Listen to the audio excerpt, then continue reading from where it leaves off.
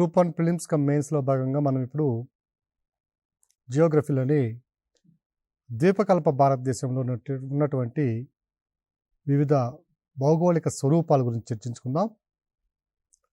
Hill ranges of the peninsular plateau is the discussion today in this session. ద్వీపకల్ప భారతదేశంలో ఉన్నటువంటి hill ranges ఏమేమి ఉన్నాయంటే కొండలు చూసినట్టయితే మనం ఇక్కడ ఆరావళి పర్వతాలు, వింధ్య, సాత్పురా పర్వతాలు, ఆరావళి, వింధ్య, సాత్పురా, పశ్చిమ కనుమలు, తూర్పు కనుమలు, నీలగిరి పర్వతాలు. ప్రిలిమినరీ పాయింట్ ఆఫ్ వ్యూలో గ్రూప్ 1 కానివ్వండి, గ్రూప్ 2 కానివ్వండి, సివిల్స్ కానివ్వండి, ఏదైనా కానివ్వండి, చాలా ప్రాముఖ్యత కలిగినటువంటి టాపిక్స్ ఇవి. అలాగే వీటి మీద కొంచెం లోతైనటువంటి డిస్కషన్ కనుక వెళ్తే మెయిన్స్ పాయింట్ ఆఫ్ వ్యూలో డిస్క్రిప్టివ్ క్వశ్చన్స్ కూడా ఒక 2-3 ప్రశ్నలు ఇక్కడ తయారు చేయొచ్చు. మనం ఇన్ఫర్మేషన్ అనేది చాలా ఇంపార్టెంట్. ఇక్కడ ఏ పర్వతము, ఏ కొండ మీద ఎటువంటి ఫీచర్స్ ఉన్నాయి, ఇది ఎందులో భాగము, ఈ పర్వతాలు లేదా కొండలు ఏ రాష్ట్రాల్లో విస్తరించి ఉన్నాయి, వీటి నుంచి ఏ నదులు ఉద్భవిస్తున్నాయి, అలాగే వీటిలో ఎన్విరాన్మెంటల్ ఇష్యూస్ అనేవి ఏ విధంగా ప్రభావితం అవుతున్నాయి, ఇవన్నీ కూడా మనకి ఎగ్జామినేషన్ పాయింట్ ఆఫ్ వ్యూలో మనము అధ్యయనం చేయవలసినటువంటి అంశాలు. మొట్టమొదటిగా మనం కనుక ఆరావళి పర్వతాల గురించి కనుక మనం చూసినట్లయితే, ఆరావళి పర్వతాలు ఇవి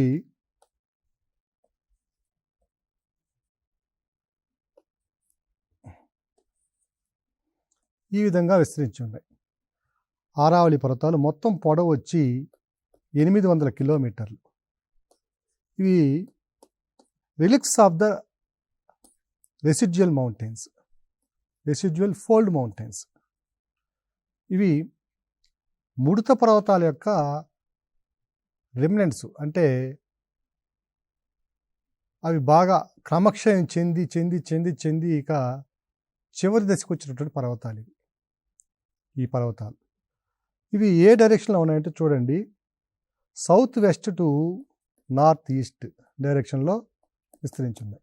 నైరుతి నుంచి ఈశాన్యం వైపు విస్తరించి ఉన్నాయి. ఏ రాష్ట్రాల్లో ఉన్నాయంటే, ఇది పైన ఢిల్లీ, కింద అహ్మదాబాద్కి దగ్గరలో ఉన్నటువంటి పలనూర్ అనే ప్రాంతం నుంచి ఢిల్లీ వరకు విస్తరించున్నాయి. పలనూర్ టు ఢిల్లీ వరకు విస్తరించి ఉన్నాయి.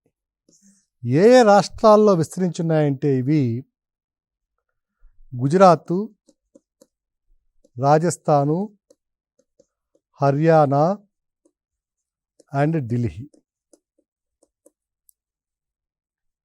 భౌగోళికంగా ఇవి భారతదేశంలో చాలా అత్యధిక వయసు కలిగినటువంటి మృత పర్వతాలు, అత్యధిక వయసు కలిగినటువంటి మృత పర్వతాలు. వీటి వయస్సు సుమారుగా 400 మిలియన్ల సంవత్సరాలు. ఇవి ఒకప్పుడు హిమాలయాల కంటే కూడా చాలా ఎక్కువ ఎత్తులో ఉండేవండి. కానీ క్రమక్షయం వల్ల, ఎరోజనల్ యాక్టివిటీస్ వల్ల ఎత్తు తగ్గిపోయి ఇవి చిన్న చిన్న గుట్టలుగా ఉన్నాయి. ఎత్తు కూడా నైరుతి నుంచి ఈశాన్యానికి వెళ్ళే కొలది, అంటే గుజరాత్ నుంచి ఢిల్లీకి వెళ్ళే కొలది ఎత్తు క్రమంగా తగ్గిపోతుంది. ఇక హర్యానాలో వీటి యొక్క కంటిన్యూటీ, అంటే విచ్ఛిన్నంగా ఉన్నటివి అవిచ్ఛిన్నమైపోయి కంటిన్యూటీ తగ్గిపోతుంది, చిన్న చిన్న గుట్టలుగా విస్తరించాయి. ఇక ఢిల్లీలో వీటి యొక్క ఉనికిని గుర్తించడం కూడా కష్టమే.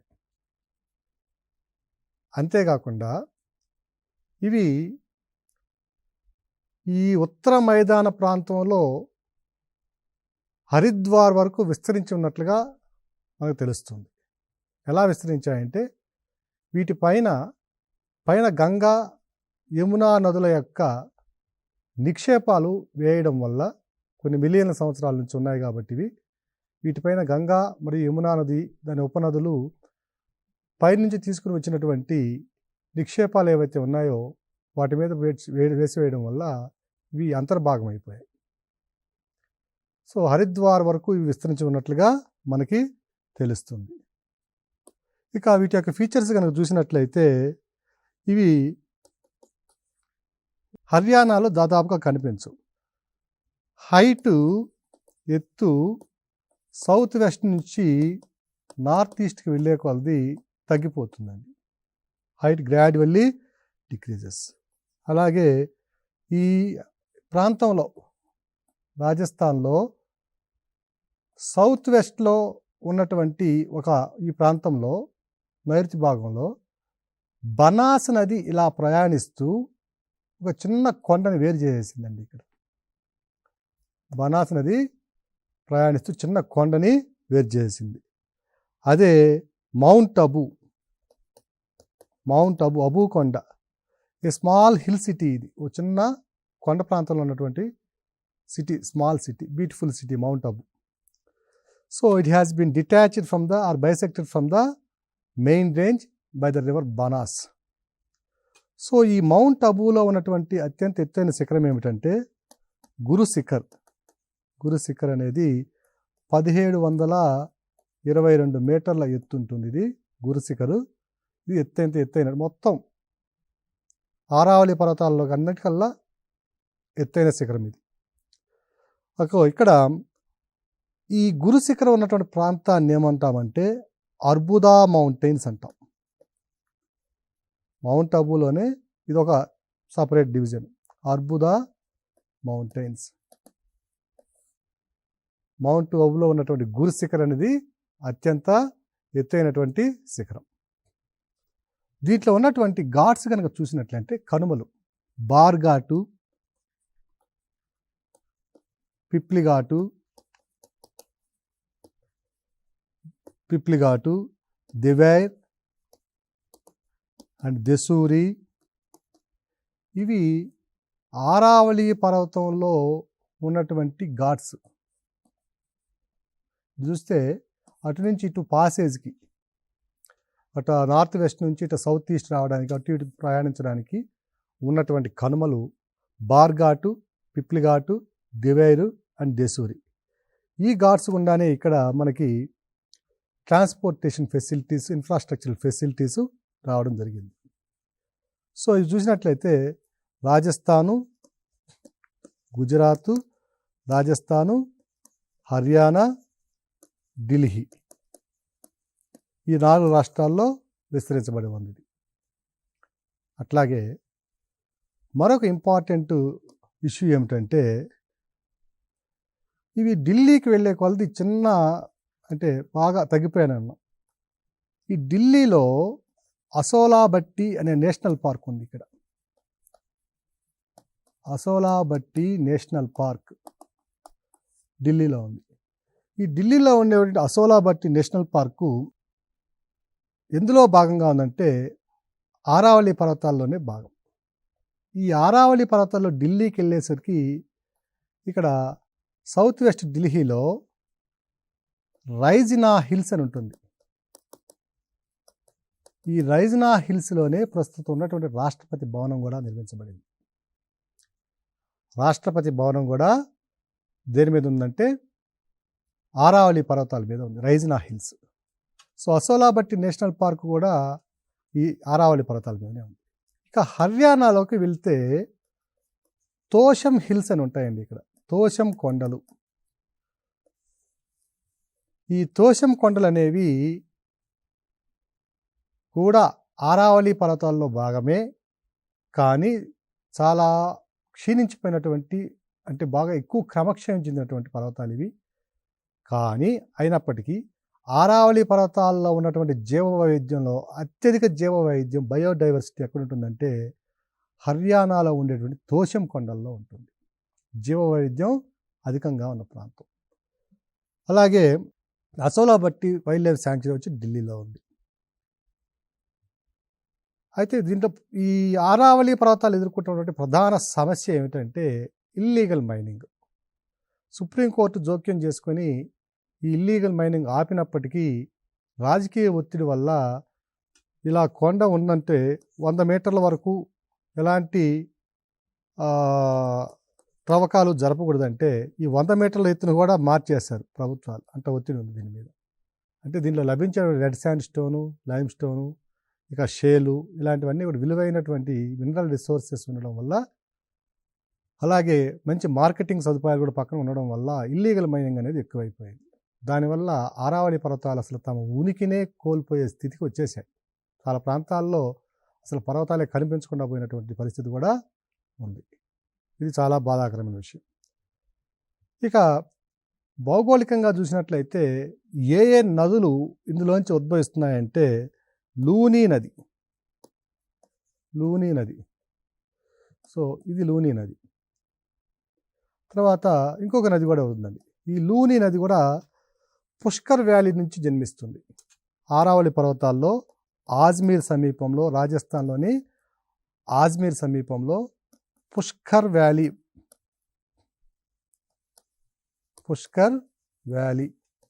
పుష్కర్ లోయలో జన్మిస్తుంది. పుష్కర్ లోయ నుంచి జన్మిస్తుంది లూనీ నది. దాని తర్వాత సబర్మతి నది.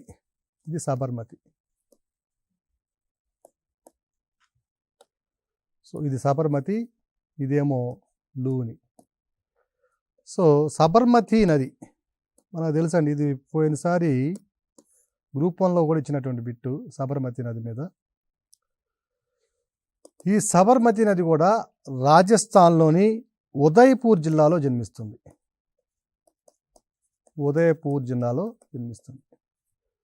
జన్మించి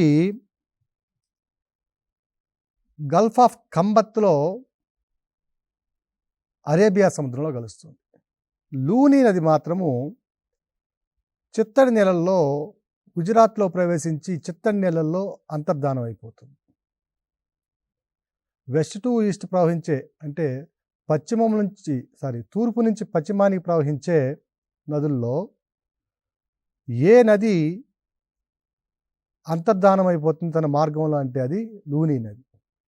లూనీ, సబర్మతి, మాహి ఈ నదులన్నీ ఉన్నాయి. డ్రైనేజ్ సిస్టంలో చూస్తాం. నర్మదా, తాపతి ఈ నదులన్నీ ఉంటాయి. ఒక లూనీ తప్ప అన్నీ కూడా అరేబియా సముద్రంలో కలిస్తే లూనీ రాన్ ఆఫ్ కచ్కి పైన ఉన్న చిత్తడి నేలల్లో అంతర్ధానం అయిపోతుంది. వీటితో పాటుగా కొన్ని మనకు తెలియని నదులు కూడా ఉన్నాయి. సాహిబ్ నది, అలాగే కృష్ణావతి నది, ఇవన్నీ కూడా చాలామందికి తెలియవు. సాహిబ్ నది, కృష్ణావతి నది, ఇవి కూడా చిన్న చిన్న నదులు. ఇవి కూడా ఆరావళి పర్వతాల్లోంచి జన్మించి ఢిల్లీ వైపు ప్రయాణిస్తాయి. ఇక ఇవన్నీ కూడా పశ్చిమాన్ని ప్రయాణించే నదులు. తూర్పుకు ప్రయాణించే నదులు కనుక చూసినట్లయితే బనాస్ నది. ఇది కూడా ఆరావళి పర్వతాల్లోని వెర్న్కా మట్ అనే ప్రాంతంలో జన్మించి రాజస్థాన్లోని రాజ్సమత్ జిల్లా గుండా ప్రయాణించి యమునలో కలుస్తుంది. రాజస్థాన్లో ప్రయాణించి యమునలో కలుస్తుంది బనాస్ నది. ఇవి కాకుండా బెరాచ్ రివర్, అహర్ రివర్, మీరు పేర్లు కూడా వినండి ఎప్పుడు కూడా, అహర్ రివర్. అలాగే ఇంకా గంభీరీ రివర్, GAMBHRI. చిన్న చిన్న నదులు చాలా ఉన్నాయి. ఈ నదులన్నీ కూడా ఆరావళి పర్వతాల్లో జన్మించి ఈ రాజస్థాన్లో ప్రవహించే నదులు ఇవన్నీ కూడా. సో ఒకసారి మరలా మనం కనుక ఆరావళి పర్వతాలను కనుక చర్చించుకున్నట్లయితే, ఇవి అత్యంత పురాతనమైన ముడత పర్వతాలు. ప్రపంచంలో ఉన్నటువంటి ముడత పర్వతాల్లో అత్యంత వయసు కలిగిన పర్వతాల్లో ఇది కూడా ఒకటి. భారతదేశంలో ఉన్న పర్వతాల్లో అత్యంత వయసు ఉన్నటువంటి ముడత పర్వతం ఇది. దీని లెంగ్త్ చూసినట్లయితే 800 కిలోమీటర్లు. ఏ రాష్ట్రాల్లో విస్తరించిందంటే గుజరాత్, రాజస్థాను, హర్యానా, ఢిల్లీ కేంద్రపాలిత ప్రాంతాల్లో విస్తరించి ఉంది.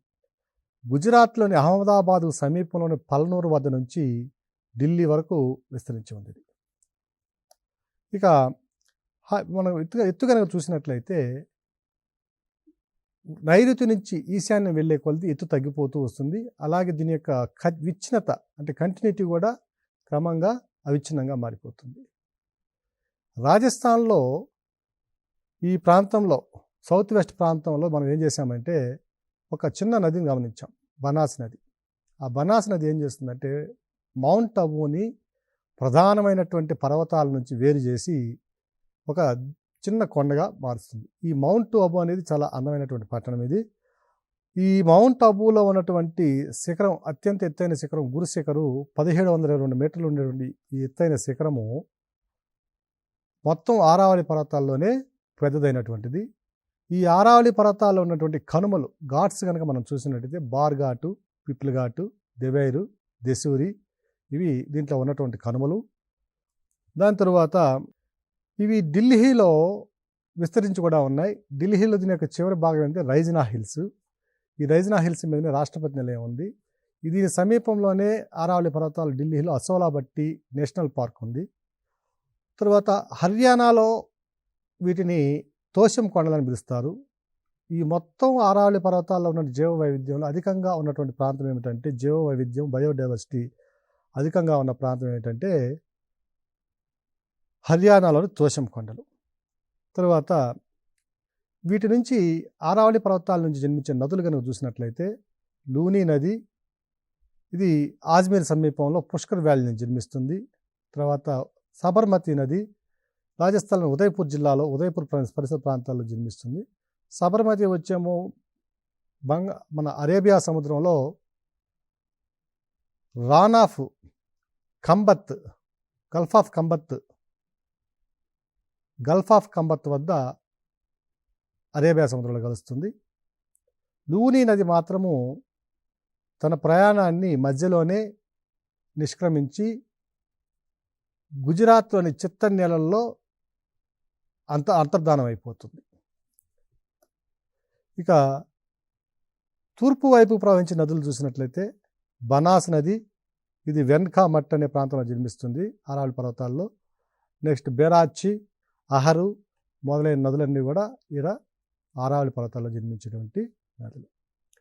ప్రధానమైన అంశం ఏంటంటే ఇల్లీగల్ మైనింగ్, అక్రమ మైనింగ్ వల్ల ఆరావళి పర్వతాలు తమ ఉనికిని కూడా కోల్పోయినటువంటి పరిస్థితిని మనం గమనించాలి. జీవ వైవిధ్యం కూడా పూర్తిగా అనేక జీవులు అంతరించిపోయి పూర్తిగా దెబ్బతిన్నటువంటి ప్రాంతం కూడా ఒకానొక ప్రాంతం ఆరావళి పర్వతాలు. నెక్స్ట్ భౌగోళిక స్వరూపంలోని ద్వీపకల్ప భారతదేశ భౌగోళిక స్వరూపంలోని మరొక ప్రధానమైన అంశము వింధ్య పర్వతాలు. వింధ్య పర్వతాలు మొత్తం పొడవు వచ్చి 1200 కిలోమీటర్లు. ఈ పొడవలు గుర్తుపెట్టుకోవాలి అందరూ. అన్ని పర్వతాలు ఇచ్చి ఇట్లా పొడవైంది ఏది అని అడగడానికి అవకాశం ఉంది.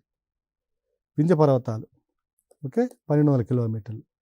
ఇది నర్మదా నదికి సమాంతరంగా వ్యాపిస్తుంది. నర్మదా నదికి వింధ్య పర్వతాలు, ఇది వింధ్య, ఇది నర్మదా నది, ఇవి సాత్పురా పర్వతాలు ఇలా ఉంటాయి. సో నర్మదా నదికి సమాంతరంగా వ్యాపిస్తూ ఉన్నటువంటి నది పర్వతము వింధ్య పర్వతం. ఇవి కూడా అత్యధిక వయసు కలిగినటువంటి ఫోల్డ్ మౌంటైన్స్ అంటే ముడత పర్వతాలు. ఫోల్డ్ మౌంటైన్స్, ముడత పర్వతాలు ఏ ఏ రాష్ట్రాల్లో విస్తరించినాయని పరిశీలించినట్లయితే గుజరాత్, మధ్యప్రదేశ్, యూపీ, బీహార్. ఈ విస్తరించి ఉన్న రాష్ట్రాలు గుజరాత్, మధ్యప్రదేశ్, యూపీ, బీహార్. వీటి హైట్ కూడా గుజరాత్ నుంచి బీహార్ వెళ్ళే కొలది క్రమంగా తగ్గుతూ వస్తుంది. కాకపోతే దీని యొక్క ప్రత్యేక లక్షణం ఏమిటంటే ఇది మధ్యప్రదేశ్కి ప్రవేశించిన వెంటనే రెండుగా డివైడ్ అవుతుందండి. ఇది ఇలా వెళ్తుంది.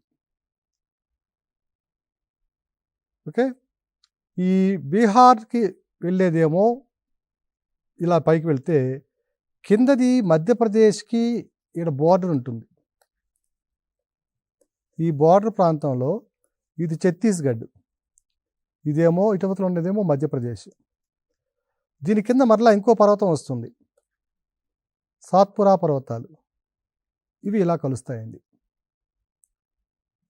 సో పశ్చిమ మధ్యప్రదేశ్లో వింధ్య పర్వతాలు రెండుగా విభజించబడి నార్దర్న్ బ్రాంచి బీహార్లోకి వెళ్తే సదరన్ బ్రాంచి దక్షిణ భాగంలో ఉన్నటువంటి కొమ్మ మధ్యప్రదేశ్, తూర్పు మధ్యప్రదేశ్లో ఛత్తీస్గఢ్ బోర్డర్ వద్ద మైకాలా పర్వత శ్రేణితో కలుస్తుంది. ఈ పర్వతాలు సాత్పురా పర్వతాలని ఛత్తీస్గఢ్లో మైకాలా రేంజెస్ అంటారు. ఈ కలిసే ప్రాంతం వచ్చి అమరకాంతక్ పీఠభూమి. అమరకాంతక్ పీఠభూమి. సో ఈ విడిపోయిన తర్వాత ఉన్నటువంటి ఈ వింధ్య పర్వతాలని రెండు పేర్లతో పిలుస్తాము.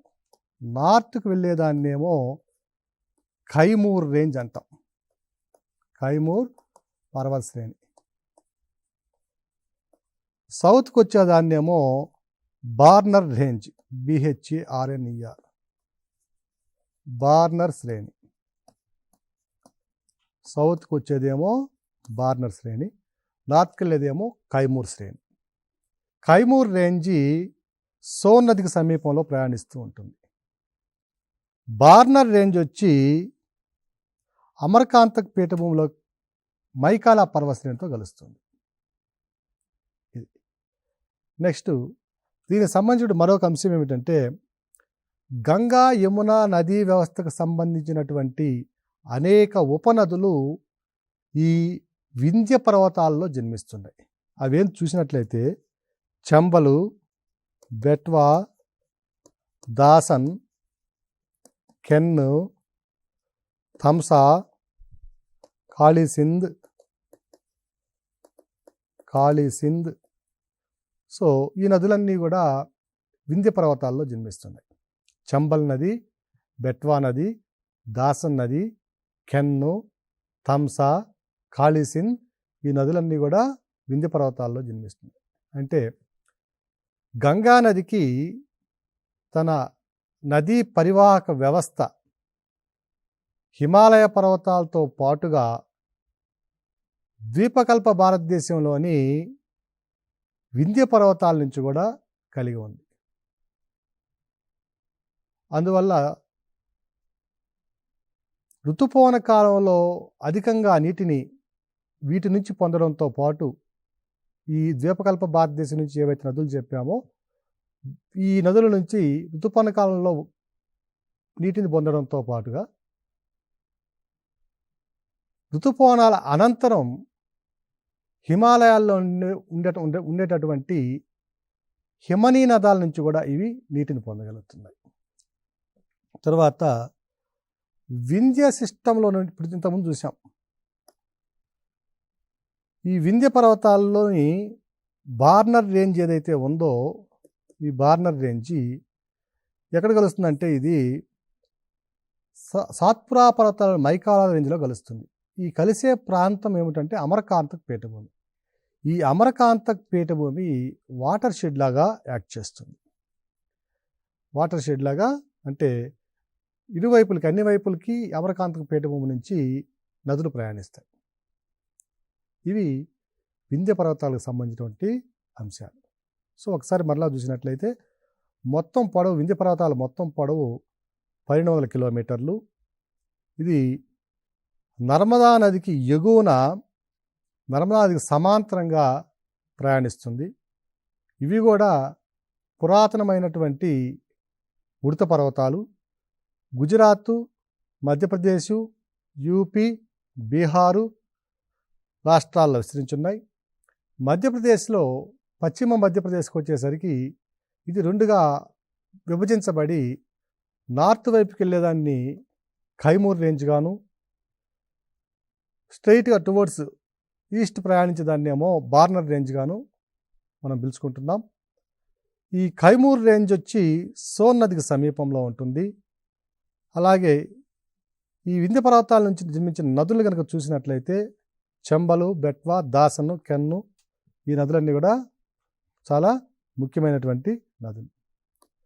నెక్స్ట్ తరువాత పర్వత శ్రేణి చూసినట్లయితే సాత్పురా పర్వత శ్రేణి.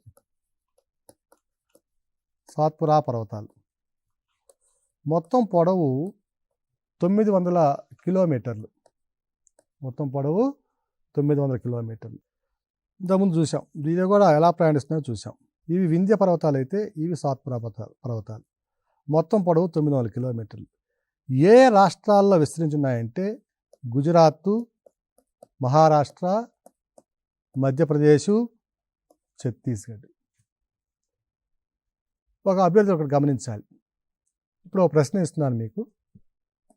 గుజరాత్లో విస్తరించి ఉండే పర్వతాలు క్రింది వానలో ఏవి అన్నప్పుడు మనము ఆరావళి పర్వతాలను చూసాము, వింధ్య పర్వతాలను చూసాము, సాత్పురా పర్వతాలను చూసాము. ఇవి కాకుండా ముందు కూడా ఇంకొక పర్వతం కూడా వస్తుంది, అది కూడా గమనించండి. సో ఈ సాత్పురా పర్వతాలు